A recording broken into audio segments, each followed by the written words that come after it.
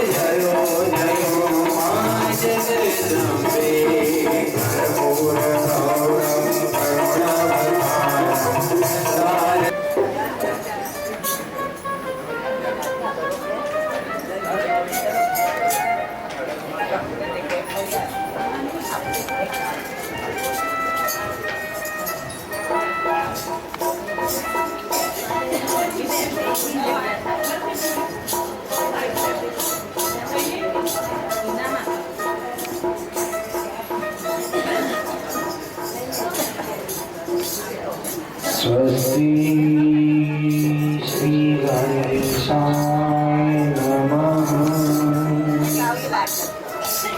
श्री गणेशाय नमः। श्री गणेशाय नमः। श्री सरस्वती नमः। श्री कृष्णाय नमः। श्री राधाय नमः।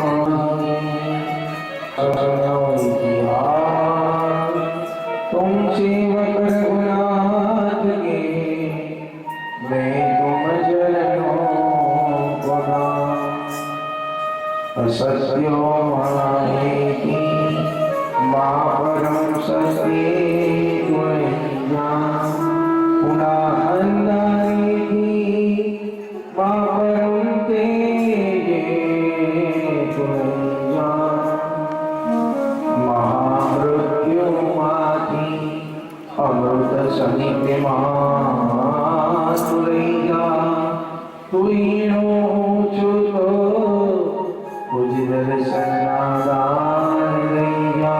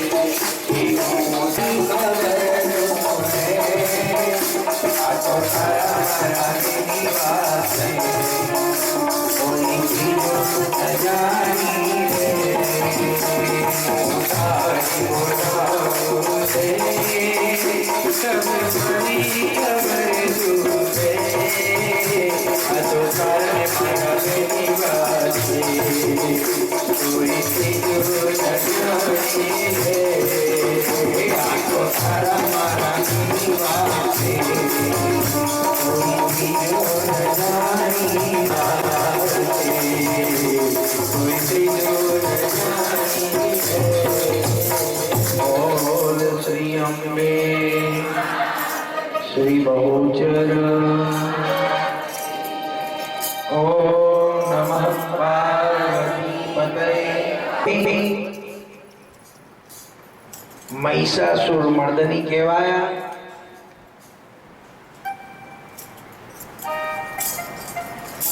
જ્યારે જ્યારે દીકરાઓને જરૂર પડી છે ત્યારે માં દોડીને આવે છે।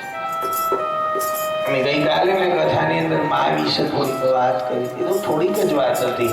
માના વિશે તો કહેવા બેસે ને તો દિવસો પણ ખોટી પડે, પુસ્તકો પણ ખોટી પડે, હે લખનારાના હાથ દુખી જાય એટલા માના ગુણગાન છે। અને એટલે તો કવિઓએ કવિતા લખી છે સાહેબ, કોઈના માટે નહીં પણ માં માટે કવિતા લખી। હે મીઠા મધુને मीठी ते मोरी माँ तेरे जननी जोड़ सकी। અને વરસાદ તો જો એક દાડો પડે ને એક દાડો નાય પડે, 4 મહિના પડે ને પાછા બીજા 8 મહિના નાય પડે, પણ જનનીનો મેઘ બારે માસ જો જનની જોડ સખી। महिषासुरનો નાશ કર્યો માએ, અને महिषासुरનો નાશ થયો ને એટલે દેવોને આનંદ આનંદ થઈ ગયો, અને દેવોએ માની સ્તુતિ કરવાની શરૂઆત કરી। અને માં પણ ખૂબ હાસ્ય કરતા કરતા દીકરાઓ રાજી થાય ને એટલે માં આપોઆપ રાજી। એક પણ દીકરો જો દુખી હોય ને માનો તો માને ચેન નથી પડતું। ઘરમાં બેઠેલી માં બહુ મેળવવાની આશા ના રાખશો, કેમ કે ભગવતીને ખબર પડશે ને એને યોગ્ય લાગશે ને ત્યારે આપશે આપશે ને આપશે। અને સમય બધું સારું, બહુ વહેલા નહીં સારું, બહુ મોડા નહીં સારું રાખો, બરોબર છે? વેમ ના રાખશો, દૃષ્ટિ કરવાની, માના ગુણગાન ગાવાના, જેવા તેવા તોય બાલુરા તમારા ભક્તોની વાત વિચારજો। આ ભગવતીની કથાની અંદર આપણે એના નામમાં મારવાની। અને આજનો સુંદર 5મો દિવસ યાદ રાખજો, કથાનો 5મો દિવસ એટલે મધ્ય દિવસ।